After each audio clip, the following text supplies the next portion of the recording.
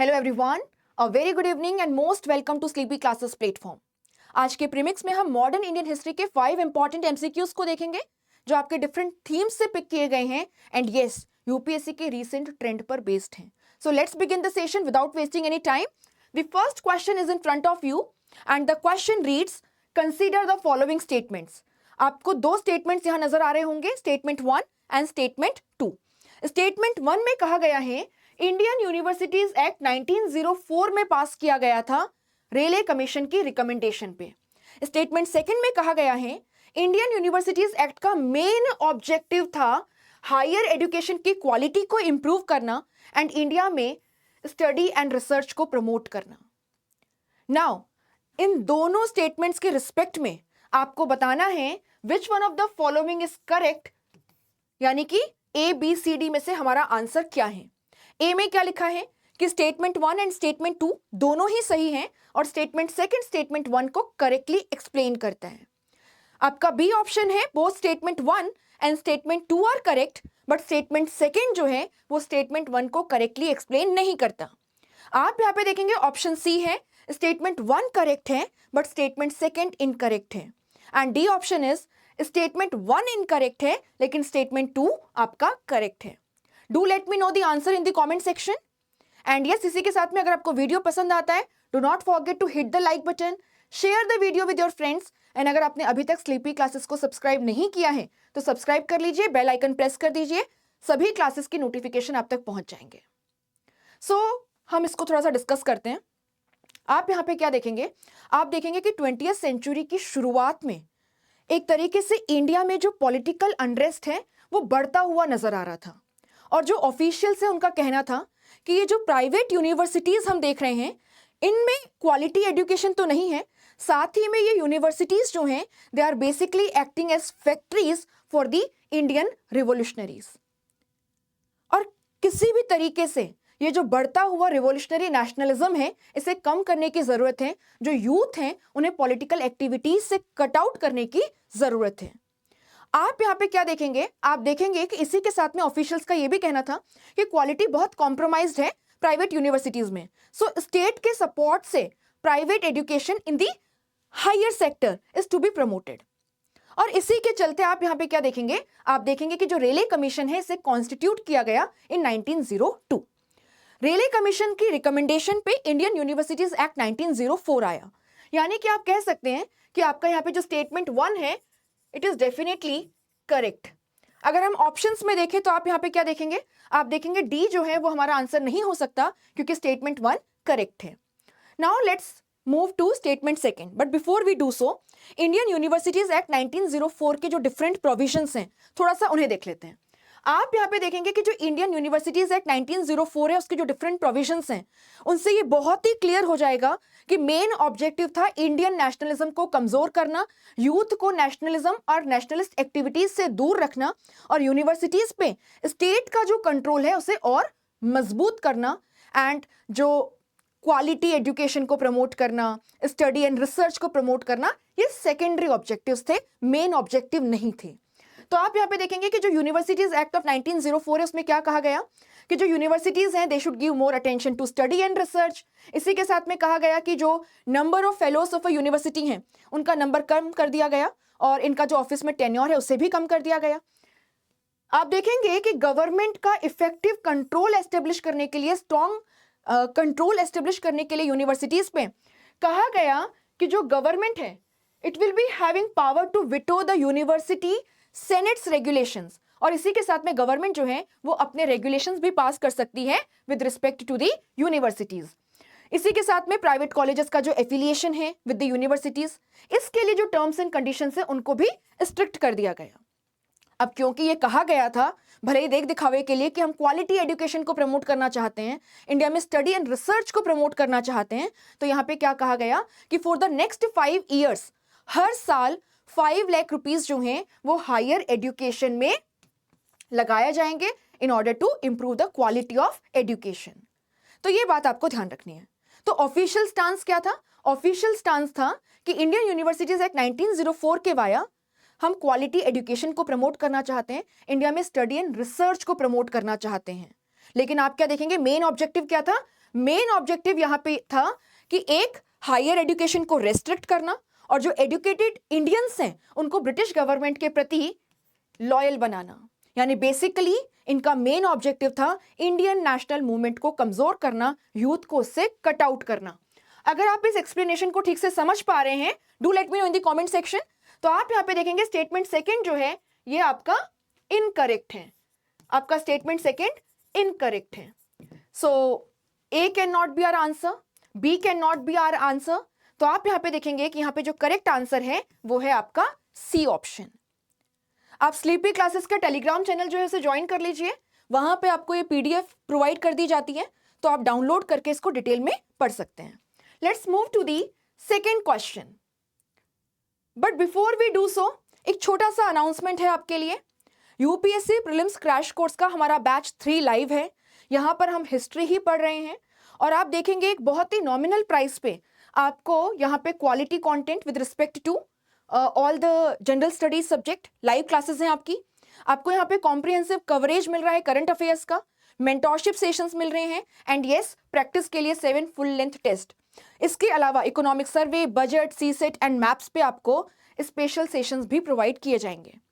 Details के लिए आप टोल फ्री नंबर पे कॉल कर सकते हैं 1800-890-3043 वर्किंग डेज में, that is Monday to Saturday morning 9 AM to evening 5 PM, और आपको यहाँ पे फर्दर डिस्काउंट्स भी प्रोवाइड कर दिए जाएंगे। चलिए सेकेंड क्वेश्चन को देखते हैं। Consider the following statements with respect to the recommendations of the Simon commission. हमेशा क्वेश्चन को बहुत ध्यान से पढ़ना है, क्वेश्चन किस रिस्पेक्ट में पूछा जा रहा है उसको आपको हाईलाइट करना है। सो ये पर्टिकुलर क्वेश्चन जो है ये साइमन कमीशन के रिस्पेक्ट में है और साइमन कमीशन की जो रिकमेंडेशंस हैं इसके रिस्पेक्ट में आपको यहाँ पे 4 स्टेटमेंट्स मिलेंगे। फर्स्ट स्टेटमेंट क्या है? फर्स्ट स्टेटमेंट है dyarchy should be abolished and the provinces should be given autonomy. Burma should be separated from India. Indian army should be Indianized. It accepted the idea of federalism. आपको क्या लगता है Simon commission की recommendations के respect में ये जो आपको 4 स्टेटमेंट्स दिए गए हैं इनमें से कितने स्टेटमेंट्स करेक्ट हैं? How many of the statements are correct? हमेशा ध्यान रखिएगा क्वेश्चन किस रिस्पेक्ट में पूछा जा रहा है एंड क्वेश्चन की जो डायरेक्शंस हैं आप उसे मिस ना करें। इससे क्या होगा कि आपके सिली मिस्टेक्स करने के चांसेस कम हो जाएंगे और एग्जाम में आपके स्कोर को इससे बढ़ावा मिलेगा, आपका स्कोर अच्छा होगा and your chances of clearing the prelims exam will be enhanced, right? So let's see, only 1, only 2, only 3 या ऑल 4? कमेंट सेक्शन में अपना आंसर लिख दीजिएगा एंड यस वीडियो के एंड में अपना स्कोर भी बताइएगा कि आउट ऑफ 5 आपका स्कोर क्या रहा, आपका प्रिपरेशन कैसा चल रहा है। ठीक है, चलिए। सो इस पर्टिकुलर क्वेश्चन का आंसर है D, that is all 4 statements are correct. अब थोड़ा सा ना साइमन कमीशन का बैकग्राउंड देख लेते हैं। तो आप यहाँ पे क्या देखेंगे? आप देखेंगे कि जो मॉन्टेग्यू चैम्सफोर्ड रिफॉर्म्स हैं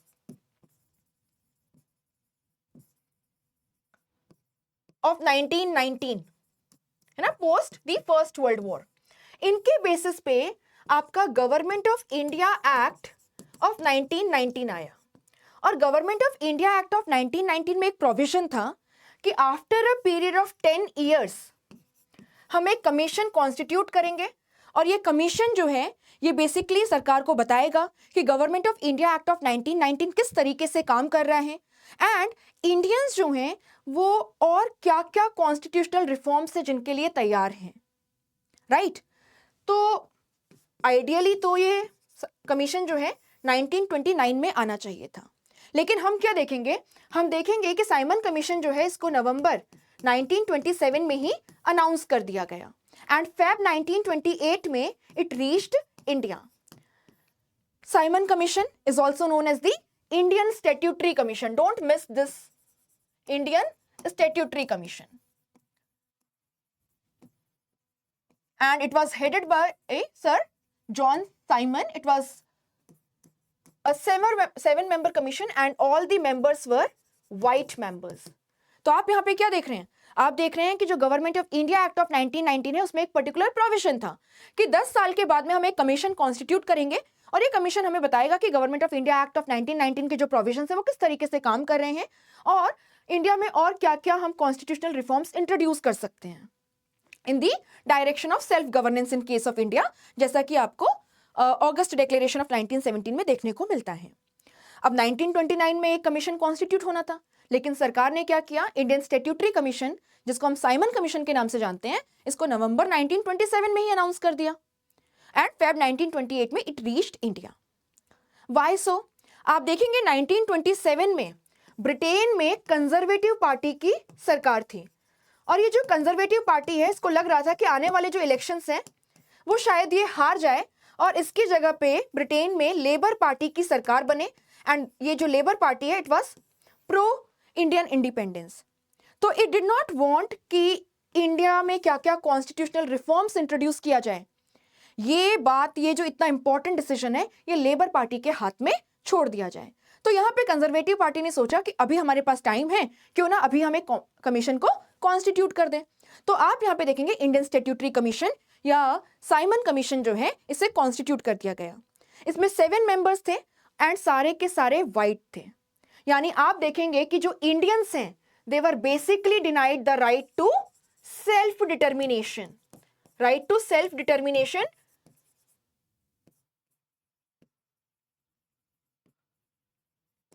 was denied to the Indians। तो आप यहां पे देखेंगे कांग्रेस ने इसको बॉयकॉट किया एंड मुस्लिम लीग का जो फैक्शन मोहम्मद अली जिन्ना के कंट्रोल में था, उसने भी इसको बॉयकॉट किया।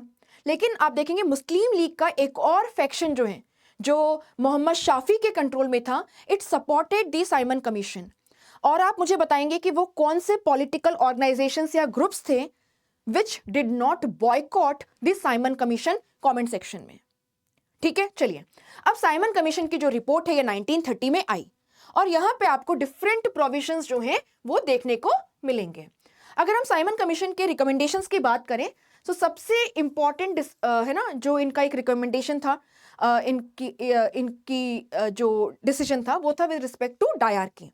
तो आपको पता है government of India act of 1919 के वाया प्रोविंसेस में डायरकी इंट्रोड्यूस की गई थी, transferred and the reserve subjects. So reserve subjects जो हैं, इन पे जो प्रोविंशियल गवर्नर्स थे वो अलोंग विद उनकी एग्जीक्यूटिव काउंसिल के मेंबर्स डिसीजन ले सकते थे, लॉस पास कर सकते थे। वहीं पे जो ट्रांसफर सब्जेक्ट हैं, इनका कंट्रोल जो पॉपुलरली इलेक्टेड मिनिस्टर्स हैं उनको दे दिया गया। अब आप यहाँ पे देखेंगे कि जहां बात आई कि क्या ये डायरकी का एक्सपेरिमेंट सक्सेसफुल है, तो आप यहाँ पे देखेंगे कि साइमन कमीशन का ये कहना था कि the diarchy is a failed experiment and we should abolish it and it was in favour of provincial autonomy. तो आप यहाँ पे देखेंगे कि साइमन कमीशन के रिस्पेक्ट में हमारा जो फर्स्ट स्टेटमेंट है, dyarchy should be abolished and provinces should be given autonomy, this is very much correct.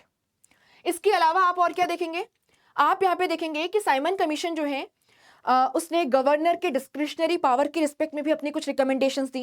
तो उन्होंने कहा कि बिल्कुल गवर्नर के डिस्क्रिशनरी पावर्स जो हैं वो होने चाहिए in the matters concerning the internal security and in order to protect the interest of the minority communities, right? इसके अलावा प्रोविंशियल लेजिस्लेटिव काउंसिल की बात हुई और कहा गया कि जो प्रोविंशियल लेजिस्लेटिव काउंसिल्स हैं, इनमें जो नंबर ऑफ मेंबर्स हैं उन्हें आप इंक्रीज कर दीजिए। इसी के साथ में बात की गई कि क्या सेंटर में हम पार्लियामेंट्री रिस्पॉन्सिबिलिटी को इंट्रोड्यूस कर सकते हैं। Simon commission was categorically against it, ठीक है, it was against parliamentary responsibility at the centre. साथ ही साथ में कहा गया कि जो गवर्नमेंट ऑफ इंडिया है, यानी कि ब्रिटिश गवर्नमेंट ऑफ इंडिया है, it should have complete control over the higher courts, the judiciary. जहां तक बात है कम्युनल इलेक्टोरेट्स की, तो आप देखेंगे कि आपका जो मॉर्ले मिंटो एक्ट है ऑफ 1909, इसके वाया सबसे पहले सेपरेट इलेक्टोरेट्स प्रोवाइड किए गए थे मुस्लिम कम्युनिटी को। Government of India act of 1919 के वाया आपकी सिख कम्युनिटी है, एंग्लो इंडियन कम्युनिटी है, इन तक भी सेपरेट इलेक्टोरेट का जो प्रोविजन है ना, एक पृथक निर्वाचन मंडल, इसको एक्सटेंड कर दिया गया था। अब बात आती है कि साइमन कमीशन का इस पे क्या टेक था। तो साइमन कमीशन की अगर हम बात करें तो साइमन कमीशन का यहाँ पे कहना था कि we should retain the communal electorates. Obvious सी बात है, ब्रिटिशर्स का बेस ही था डिवाइड एंड रूल। तो आप देखेंगे कि सेपरेट कम्युनल इलेक्टोरेट्स के मामले में भी इनका टेक क्या था कि वी शुड रिटेन इट। इसके बाद में फेडरलिज्म की बात है, तो आप देखेंगे कि one of our statements was with respect to federalism. तो आप यहाँ पे देखेंगे कि साइमन कमीशन जो है it was in general in favour of the idea of federalism, लेकिन नॉट इमीडिएटली। हाँ, इन्होंने एक consultative council of greater India propose की, जहां पे जो प्रिंसली स्टेट्स हैं और जो ब्रिटिश प्रोविंसेस हैं उन दोनों के ही रिप्रेजेंटेटिव्स होंगे। तो आप यहाँ देखेंगे हमारा स्टेटमेंट फोर्थ भी करेक्ट है। इसके अलावा क्या कहा गया कि जो नॉर्थ वेस्टर्न फ्रंटियर प्रोविंसेस हैं, बलूचिस्तान है, यहां पर आप लोकल लेजिस्लेचर्स जो हैं उन्हें कॉन्स्टिट्यूट कीजिए। Separation of Sindh and Burma, तो आप यहां पे क्या देखेंगे, कहा गया कि जो बॉम्बे के अंदर ही सिंध है, Sindh should be separated from Bombay and it should be made a separate province. Not only this, कहा गया कि जो बर्मा है उससे भी भारत से सेपरेट कर दिया जाए, क्योंकि Burma is not the natural part of the Indian subcontinent. असल रीजन क्या था? द एक्चुअल रीजन वाज, आप देखोगे कि इंडिया में नेशनलिज्म जो है it was at its peak, and British government जो है वो नहीं चाहती थी कि है ना, जो Burmese nationalist India and Indian national Congress से इंस्पायर्ड थे, वहां पे भी ब्रिटिशर्स को एक एंटी इंपीरियलिस्ट मूवमेंट जो इतना स्ट्रांग हो वो फेस करना पड़े। तो basically in order to suppress the nationalist movement and the nationalists in Burma, the British wanted to separate है ना, they wanted to separate Burma from British India, but official reason क्या दिया गया? Burma was not seen as the natural part of the subcontinent. तो आप यहाँ पे देखेंगे स्टेटमेंट 2 जो है हमारा वो भी करेक्ट है। एंड जहां तक बात है इंडियनाइजेशन ऑफ आर्मी की, दो देखने में लगता है कि why Simon Commission would recommend कि the Indian army should be Indianized, but yes, आप देखोगे साइमन कमीशन ने ये प्रपोज किया था that the Indian army should be Indianized, but यहां पे कहा गया कि अभी भी हमें जो ब्रिटिश फोर्सेस हैं उन्हें इंडिया में रिटेन करने की जरूरत है ना। तो आप यहां पे देखेंगे सारे स्टेटमेंट्स करेक्ट हैं, इसीलिए हमारा आंसर क्या था? हमारा आंसर था D, all the 4 statements are correct with respect to the recommendations of the Simon commission. Next question की तरफ चलते हैं। क्वेश्चन 3 में लिखा है, consider the following statements regarding the ring fence policy adopted by the British East India Company. So ring fence policy is a key concept, आपको इसकी समझ होनी चाहिए। It was introduced by Lord Wellesley to protect the British territories by creating a buffer of friendly or the subordinate states. The policy primarily aimed to safeguard the Bengal Presidency from the threats posed by the Marathas and the Afghans. Statement 3 क्या है? The subsidiary alliance system was an extension of the ring fence policy. तो first statement में लिखा है कि ring fence policy जो है वो वेल्जली ने इंट्रोड्यूस की थी, और इसका मेन पर्पस क्या था? इसका मेन पर्पस था कि जो ब्रिटिश टेरिटरीज हैं उनके आसपास में या तो फ्रेंडली स्टेट्स जो हैं, एक्सक्यूज मी, जो फ्रेंडली स्टेट्स हैं उनकी एक फेंसिंग कॉन्स्टिट्यूट कर दी जाए, ताकि जो ब्रिटिशर्स के एनिमीज हैं उनसे ब्रिटिश टेरिटरीज को एंड ब्रिटिश जो इंटरेस्ट हैं उन्हें प्रोटेक्ट किया जा सके।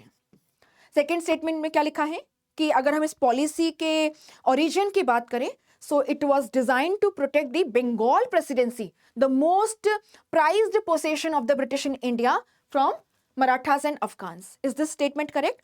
एंड थर्ड स्टेटमेंट में लिखा है कि जो सब्सिडियरी अलायंस पॉलिसी है it was basically an extension of the ring fence policy only.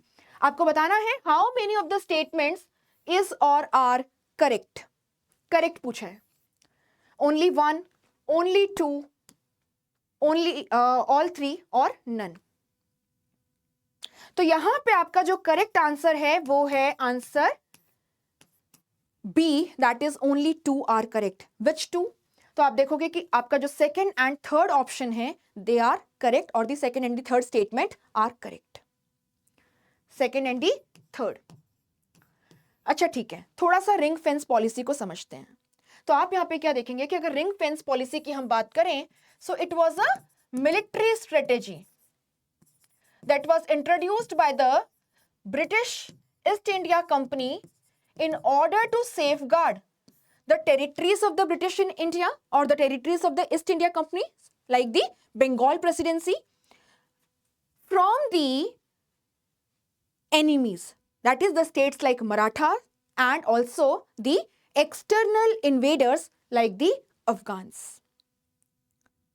So ring fence policy military strategy है जो कि ब्रिटिश ईस्ट इंडिया कंपनी के द्वारा इंट्रोड्यूस की गई थी in order to protect the British territories such as the Bengal presidency and other territories and the British interest in India from the enemies, the states like Marathas and the external invaders like the Afghans. आप यहाँ पे क्या देखेंगे? आप देखेंगे कि ring fence policy में क्या किया जाता था. जैसे मान लीजिए ये बंगाल की टेरिटरी है और बंगाल से जुड़ी हुई टेरिटरी थी अवध की. तो क्या किया जाएगा कि अवध जो है उसका डिफेंस कंपनी अपने हाथ में ले लेगी. बट अवध का जो स्टेट है इट विल हैव टू पे फॉर इट. तो आप देखोगे कि ट्रीटी ऑफ इलाहाबाद 1765 के वाया अवध जो है it became friend of the British East India company and gradually Awadh का जो डिफेंस है वो ईस्ट इंडिया कंपनी के कंट्रोल में आ गया. लेकिन इसके लिए पे कौन कर रहा था? The state of Awadh. अब क्या होगा कि मान लीजिए अफगान्स का इन्वेजन हुआ या मराठास का अटैक हुआ तो पहले अवध बीच में आएगा और अवध का डिफेंस ईस्ट इंडिया कंपनी के कंट्रोल में है. So, जो enemy forces हैं, they will be stopped on the borders of the friendly states or the subordinate states only, and thus the British territories will be safe and the British interest will be guarded in case of India. आप यहाँ पे देखेंगे कि जो आपका basically ring fence policy है इसका introduction Wellesley ने नहीं किया था बल्कि आपके वॉरेन हेस्टिंग्स ने किया था. वॉरेन हेस्टिंग्स ने, जो कि गवर्नर जनरल रहे 1775 से लेके 1783 के बीच में. तो इसको थोड़ा सा आप ध्यान रखिएगा. ठीक है. यस. सो आप यहाँ पे देखेंगे फर्स्ट स्टेटमेंट जो है उसमें केवल लॉर्ड वेलेस्ली का जो नाम है वो गलत है, बाकी the second part of the statement is correct. Second statement को अगर आप देखें तो अब आपको क्लियर हो गया है जो हमने एक्सप्लेनेशन दिया कि it is very much correct. It is correct. And अगर आप थर्ड स्टेटमेंट की बात करें तो आप देखेंगे सब्सिडरी अलायंस सिस्टम जो कि वेलेस्ली ने लार्ज स्केल पे इंप्लीमेंट किया, it was an extension of the ring fence policy only.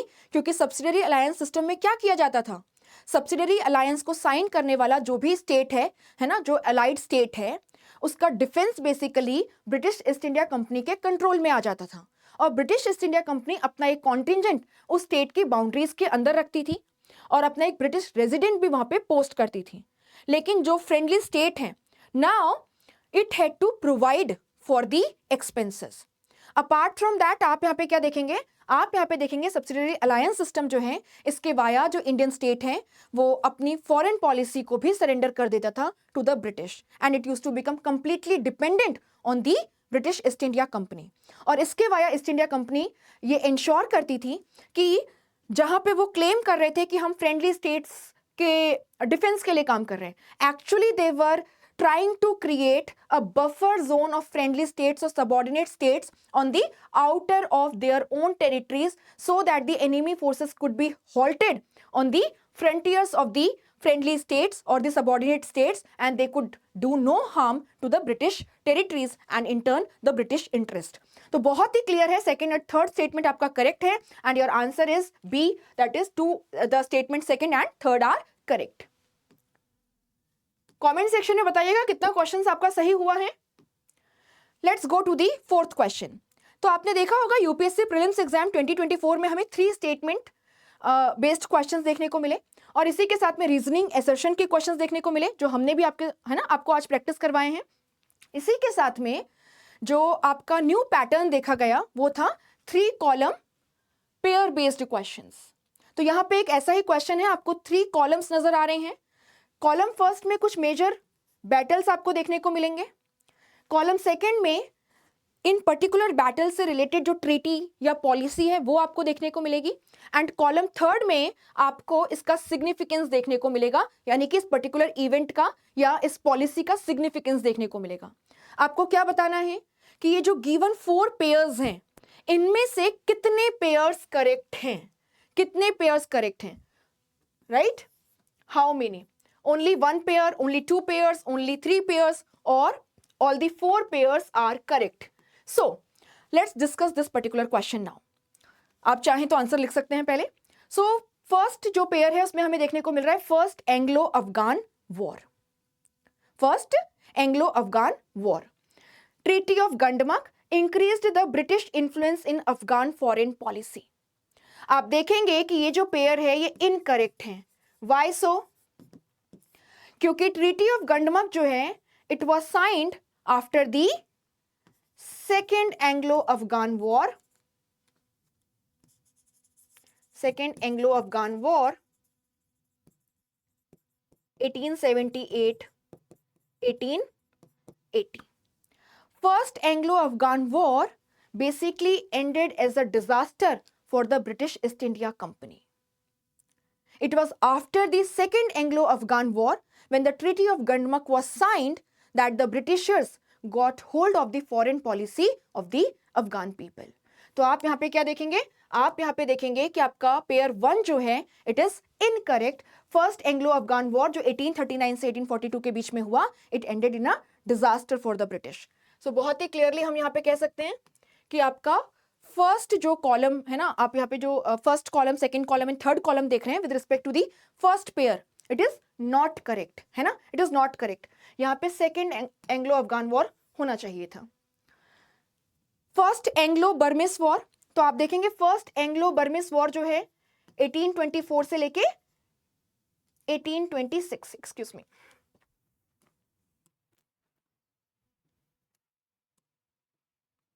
1826. And yes, इसके बाद में ट्रीटी ऑफ यांडेबू जो है वो साइन की गई and Burma lost certain territories like the coastal areas of Arakan and the Tenasserim province to the British. तो आप देखेंगे कि आपका जो सेकंड पेयर है it is correctly matched across the columns. Third को देखते हैं एंग्लो नेपलिस वॉर. तो आप यहाँ पे क्या देखेंगे 1814 से लेके 1816 में आपको एंग्लो नेपलिस वॉर देखने को मिलता है ना, गोरखास के बीच में and British East India company के बीच में. इसके बाद में 1816 में ट्रीटी ऑफ सगौली को साइन किया गया एंड आप यहाँ पे क्या देखेंगे कि the Nepalese lost certain territories, the Tarai territories to the English and also British influence was established in Nepal.